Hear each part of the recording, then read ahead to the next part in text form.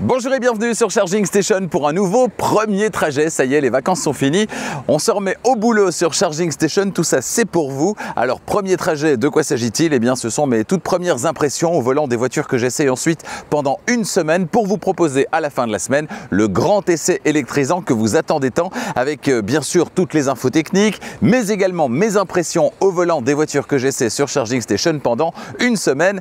Et en une semaine, il peut se passer pas mal de choses, des choses positives et des autres peut-être un petit peu moins. Alors premier trajet aujourd'hui avec une voiture qu'on découvre, c'est un nouveau modèle, c'est le retour d'une marque qui revient chez nous, qui était présente de manière très timide encore en Italie, qui revient maintenant partout en Europe. Cette marque, c'est Lancia et le modèle, c'est l'Ypsilon. Alors on va découvrir l'extérieur, l'intérieur, vous verrez qu'il y a beaucoup de couleurs et puis évidemment mes premières impressions sur la route à l'occasion de ce tout premier trajet puisque je viens d'en prendre les clés ici. Quelles sont ses qualités, quels sont ses défauts? On saura tout ça bien sûr dans le grand essai électrisant à la fin de la semaine. En attendant les premières impressions, est-ce que ce sont toujours les bonnes? Pas forcément. C'est vrai, hein, on dit que la première impression est souvent la bonne. Moi, je dis pas forcément et c'est la raison pour laquelle je vous propose ces premiers trajets, ces premières impressions qui parfois, effectivement, se confirment au terme d'une semaine au volant des voitures que j'essaie et parfois pas du tout. Et parmi ces choses qui peuvent évoluer avec le temps, eh bien, il y a l'impression par rapport à la ligne d'une voiture. C'est vrai que quand elle a une ligne aussi marquée que celle-ci, eh bien, ça peut, au premier abord, un petit peu choquer. On se dit, bah, c'est bizarre et puis finalement, on s'y fait ou on ne s'y fait pas, mais en tout cas l'impression elle peut évoluer. C'est le cas donc avec cette Lancia Ypsilon qui a un avant particulièrement travaillé, certains diront compliqué. C'est vrai que c'est très original. Alors ce qui est moins original, c'est d'avoir mis les blocs optiques ici dans les coins. Ça c'est très tendance, hein. On retrouve ça chez Hyundai avec le Kona par exemple et sur plein d'autres voitures actuellement. Mais par contre on a effectivement à l'avant ici ce bandeau en noir brillant. Alors là la voiture est toute neuve donc il est magnifique.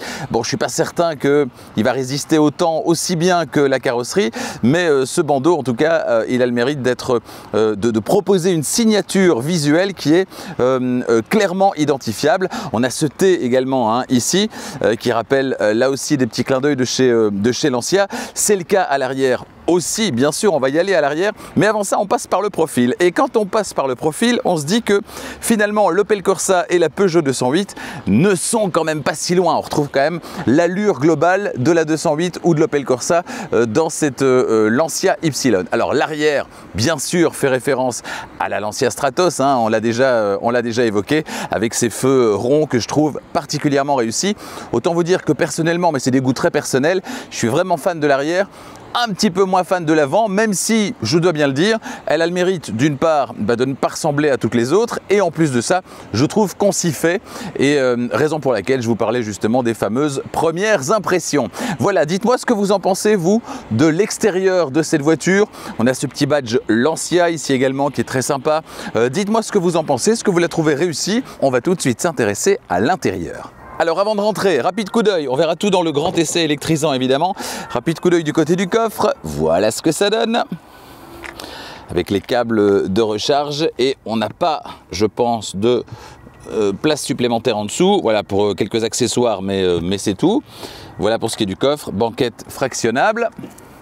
On détaillera tout ça dans le grand essai. À l'arrière, qu'est-ce que ça donne? Alors, j'ai un petit peu de mal avec la poignée ici. En fait, je ne sais pas si vous le voyez, il faut pousser ici, voilà. Pousser ici et c'est pas très intuitif je trouve. À l'arrière voilà ce que ça donne. Bon sans surprise hein, on a les caractéristiques du duo Corsa 208. Autant vous dire que clairement c'est Zoé qui s'installera à l'arrière pour le grand essai électrisant parce qu'avec mon 1,90 m devant et derrière ça risque d'être un petit peu compliqué. Voilà. Concernant l'avant, une petite vue générale tout d'abord, vous apercevez les sièges hein, qui dans cette voiture d'essai ne manquent pas de couleur et ça fait plaisir. Bah oui ça fait plaisir, on a souvent des intérieurs gris, on râle parce que c'est gris. Là au moins il y a de la couleur, on reparlera des sièges dans un instant. D'abord une petite vue générale, alors je dois vous avouer que par rapport à ce que j'avais vu lors de la présentation en statique qui m'avait pas particulièrement séduit, ici je trouve ça mieux en fait. Alors je sais pas s'il y a eu une évolution entre cette voiture qui était probablement un modèle de pré-série et celle-ci, mais ou peut-être ce niveau de la finition qui est le niveau de finition qui est un petit peu différent. Mais voilà, on détaillera tout ça dans le grand essai. Mais ici, je trouve franchement qu'il y a eu un effort effectivement qui a été fait en termes de présentation, puisque Lancia se veut une marque premium du groupe Stellantis, et je retrouve, c'est vrai, un petit peu de premium. Alors, il y a encore beaucoup de plastique dur, etc. Mais globalement, c'est vrai, peut-être les sièges participent à cette impression, mais voilà, je dois bien avouer qu'il y a quand même une petite impression de premium, même si on n'est pas sur du vrai premium, évidemment, hein, on n'est pas sur une marque allemande, etc. Mais voilà, il y a quand même un petit plus par rapport à ce qu'on pourrait retrouver dans une Corsa ou dans une 208, par exemple. Voilà, donc l'allure générale, la voici. Concernant les sièges, alors ça, il faut que je vous les détaille, parce que vraiment, ils sont très particuliers. Je dirais qu'en fait, les sièges, c'est la signature de cette voiture. Vous voyez le petit logo Lancia qui est brodé ici à l'intérieur, c'est vraiment très très beau. Ces sièges, regardez, c'est pas des sièges, c'est des fauteuils. Ça donne envie de s'asseoir, ça donne envie de parcourir des kilomètres. Ils sont vraiment très très très très beaux. Ici, cette couleur, franchement, ça me gêne pas. Quand la voiture est arrivée devant moi, qu'on a ouvert la porte, on m'a dit bon, je vous préviens, les sièges, ils sont colorés. Hein. Alors, effectivement, ils sont colorés, mais je trouve ça pas mal. Ça lui va vraiment bien. Je sais qu'il existe la même chose en bleu également. Je suis limite plus fan encore de ce rouille plutôt que du bleu, et je les trouve vraiment vraiment très très beaux. Dites-moi ce que vous en pensez. C'est une vraie invitation au voyage, ces sièges qui par ailleurs sont voilà, réglables électriquement, et également avec le soutien lombaire et position de massage également ici. Ça, c'est vraiment sympa. Les sièges, ça ne fait pas tout évidemment, même si c'est déjà un bon départ. On va s'intéresser également au tableau de bord. Et qu'est-ce qu'on va retrouver sur ce tableau de bord? Eh bien, je le disais, tout n'est pas parfait. On a par exemple ici du plastique dur en partie supérieure, mais on a aussi cette lame qu'on va retrouver ici qui est plutôt sympathique. On a ce traitement ici qui est plutôt sympa aussi. Ici, même matériau que la lame, c'est du plastique, hein, mais traitement différent, un petit peu bronze. Voilà qui est sympathique également. On retrouve ça ici aussi. Au niveau des portières, ici on a du matériau moussé qui est grisé, qui est plutôt pas mal également. Et évidemment, dès qu'on descend dans les parties inférieures, là, ce sera du plastique dur. L'interface, forcément, vous la connaissez. On la détaillera dans le grand essai également. On retrouve quand même des boutons ici. Comment ça s'appelle? Ah, j'ai appris, je ne me souviens plus. Tavolino, c'est ça? La petite tablette, voilà, qu'on va retrouver ici avec le chargeur à induction suivant les finitions. Le frein à main électrique, il est là. Voilà, on a du vide-poche ici en dessous, c'est assez grand. Bon, là, clairement, c'est les limites de la standardisation chez Stellantis. On pourrait se retrouver dans n'importe quelle voiture de Stellantis. Ce serait la même chose, les mêmes boutons. Le petit start-stop ici. Voilà. Le volant, sympathique également. Très agréable au toucher d'ailleurs. Et puis ici, on n'a pas d'affichage tête haute dans cette voiture, mais on a cet écran ici, cet écran instrument. Voilà, donc c'est du classique. Alors c'est marrant parce que je trouve que le Tavolino, vous m'arrêtez si je me trompe, mais je pense que c'est Tavolino. Ici, la courbure, c'est un petit peu ce qu'on retrouve ici. Voilà, au niveau de la portière, on a cet arrondi ici qui est sympa également. Puis on a une bonne prise en main du coup pour refermer la portière. Voilà, je vais installer maintenant justement les petites caméras et on va pouvoir démarrer ce premier trajet qui fera, je pense, une 50aine de kilomètres avec mes premières impressions au volant de cette voiture. Et avant que je l'installe, mes petites caméras, et qu'on démarre ce premier trajet, quand même, je voulais vous montrer, ils ont reçu ici hier, donc elles viennent d'arriver, les Alfa Romeo Junior, qu'on essaiera également prochainement sur Charging Station. Alors, qu'est-ce que ça donne? Je vais vous les montrer, elles sont juste là. Et bien voilà ce que ça donne, dites-moi ce que vous en pensez. En voici une première ici. Alors, l'arrière est assez particulier. On est sur la base, évidemment, de voitures qu'on connaît comme le Jeep Avenger. L'avant, je le trouve vraiment très très bien, très très belle. Alors peut-être que le liseré rouge va mieux à la rouge, finalement c'est plus cohérent. Dites-moi ce que vous en pensez ici également. Et voilà pour l'avant, sur cette version rouge, je trouve ça particulièrement sympa. Bientôt à l'essai évidemment sur Charging Station. Allez, me voilà installé, CarPlay activé, tous les réglages sont effectués avec du positif et du moins positif. Dans le positif, on a évidemment possibilité d'avoir Apple CarPlay ou Android Auto sans fil, ça c'est vraiment sympa. Dans les moins positifs, compte tenu de ma taille, 1m90 m, je suis pas super à l'aise, super bien installé. C'est un peu petit pour moi, j'aurais voulu relever l'avant de la assise, mais ce n'est pas possible. Donc je dois reculer vraiment fort et si je veux monter, c'est surtout l'arrière qui monte et je vais me retrouver dans le toit. Donc voilà, je me sens un petit peu à l'étroit. C'est pas une grande voiture et pour 1,90 m, c'est vrai que c'est un petit peu limite. Mais voilà, on verra au terme d'une semaine à son volant ce que ça dit exactement et quelles sont mes impressions au terme de cette semaine à son volant. Là, ce sont donc mes premières impressions. On va donc appeler Apple CarPlay, direction la maison, voilà. Et ça nous fait 54 km, mes 54 premiers kilomètres au volant de cette voiture. En termes de confort, qu'est-ce que ça va donner? On l'annonce plus confortable que ses cousines. En termes de plaisir au volant également, de commodité, de facilité d'utilisation, d'ergonomie. Hein, vous le savez, c'est hyper important l'ergonomie aujourd'hui. Il y a de plus en plus d'informations dans les voitures. Et donc c'est vrai que le fait qu'elles soient accessibles facilement, eh bien ça facilite grandement les choses au quotidien. Au quotidien, c'est pas l'autonomie qui doit vous inquiéter, c'est vraiment l'ergonomie parce que dans certaines voitures, c'est vraiment la catastrophe. Qu'en est-il ici? Eh bien, on va démarrer pour le savoir. 54 premiers kilomètres jusqu'à mon domicile. Jusque-là, c'est du connu, hein. Ici, on est sur le petit sélecteur de vitesse bien connu au sein de Stellantis. Position D ou position B, évidemment. Moi, c'est ma position préférée, c'est la B. Hein. On va commencer avec la position D. C'est parti. Ça m'a l'air confortable. On va le voir sur ce premier ralentisseur ici. C'est pas mal. C'est pas mal tout en n'étant pas trop mou. Je trouve qu'on a un bon compromis. À vérifier, mais je pense qu'on a un bon compromis. On a un bon retour de volant. Une sensation de consistance et en même temps la direction n'est pas lourde. Elle est juste bien calibrée, me semble-t-il. On a voilà, une direction qui n'est pas trop directe, pas trop molle non plus. C'est clairement orienté confort. Hein. Alors si on veut toute la puissance, il faut sélectionner le mode sport. On testera ça tout à l'heure également. Quand on touche les commandes ici, il y a quand même des petits bruits de plastique. C'est pas terrible. Là, on va monter sur l'autoroute. Ce sera l'occasion de vérifier justement les bruits aérodynamiques, la gestion des bruits aérodynamiques. Tiens, on passe devant chez Renault prochainement à l'essai, le Renault Scénic E-Tech. Ça, c'est un essai que vous allez adorer sur Charging Station. Ça arrive dans les prochaines semaines. Ne manquez pas ça. D'ailleurs, si vous n'êtes pas encore abonné, eh bien, abonnez-vous maintenant.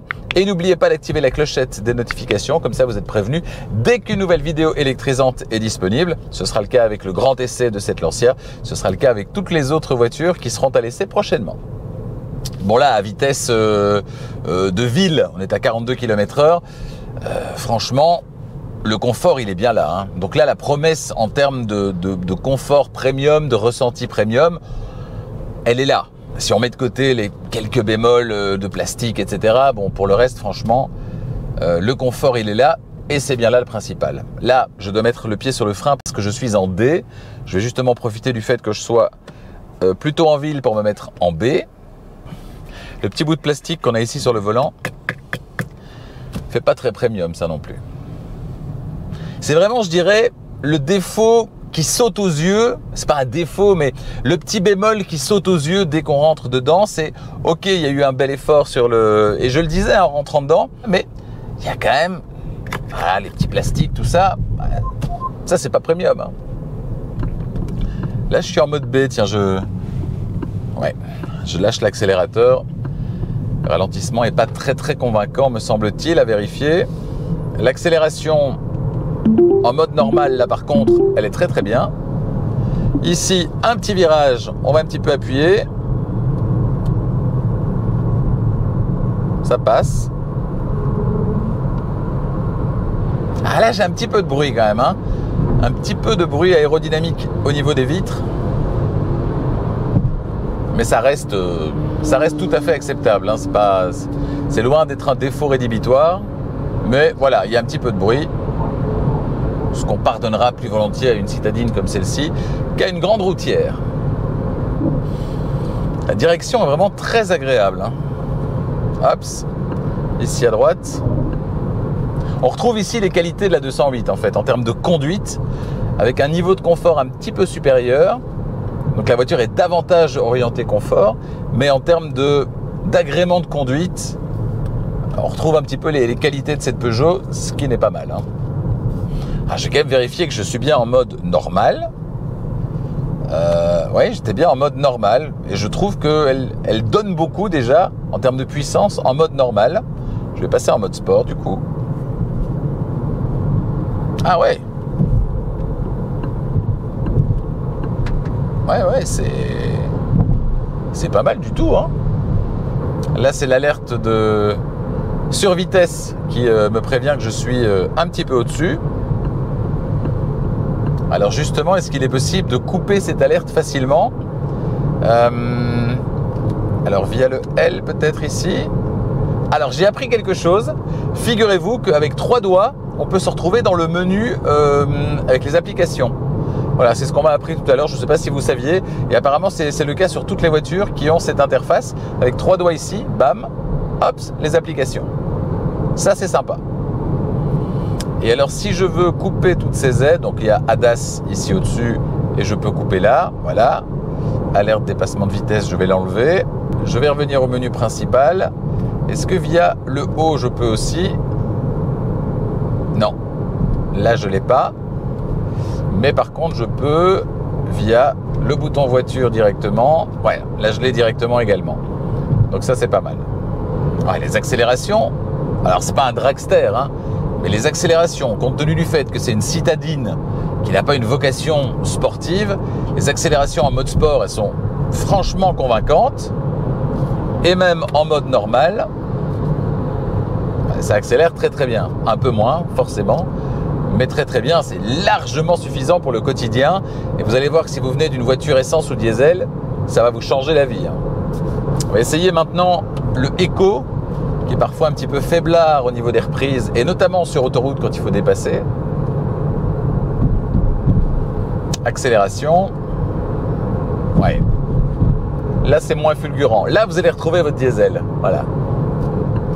Donc, on va se remettre en normal, ce qui me paraît être le bon compromis. Voilà. Et on va tester maintenant le régulateur de vitesse. Alors, elle me dit OK. Bah, je dis OK. Voilà. Ça, c'est simple, hein. Alors, j'ai pas dû activer, suractiver, etc. J'ai démarré la voiture. Elle lit les panneaux. Elle me dit 120, OK. Je lui dis OK. Elle active le régulateur de vitesse et elle se cale à 120. 117 en l'occurrence ici. Mais je peux monter là, j'imagine. Voilà. Donc ça, c'est vraiment bien. Et alors, je peux régler, je pense, avec un appui. Voilà, la distance par rapport au véhicule qui précède. Tout ça est finalement quand même assez intuitif. Je suis en B, sortie d'autoroute. Est-ce que je vais arriver à l'arrêt complet? Je ne crois pas. Mais est-ce que ce sera suffisant sans que je doive mettre le pied sur le frein? Bon, étant donné qu'ici, je peux aller à droite, c'est suffisant. Si j'avais dû m'arrêter là au rond-point, je ne suis pas certain que j'aurais pas dû mettre le pied sur le frein. Tiens, petit test de la fonction massage. Ça se passe ici. Voilà. Qu'est-ce que ça donne?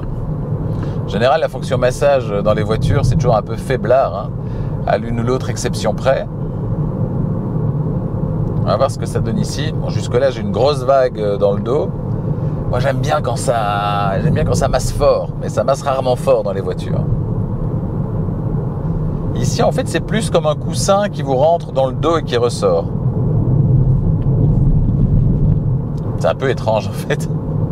J'ai l'impression qu'il y a un passager sur la place arrière qui met ses 2 pieds dans le siège et qui pousse le siège vers l'avant. Si ça avait été le cas, j'aurais dit « Tu arrêtes ! Tu arrêtes maintenant !» Voilà. Bah donc je vais le couper. Je vais le couper. Ouais, c'est mieux comme ça. On va se faire un petit freinage appuyé, histoire de voir ce que ça donne. Imaginons qu'une biche traverse la route. Hop. Ouf. Ça freine bien fort. Plus que 2 petits kilomètres avant la fin de ce premier trajet d'une 50aine de kilomètres au volant de cette Lancia Y électrique. L'occasion de faire un premier bilan évidemment.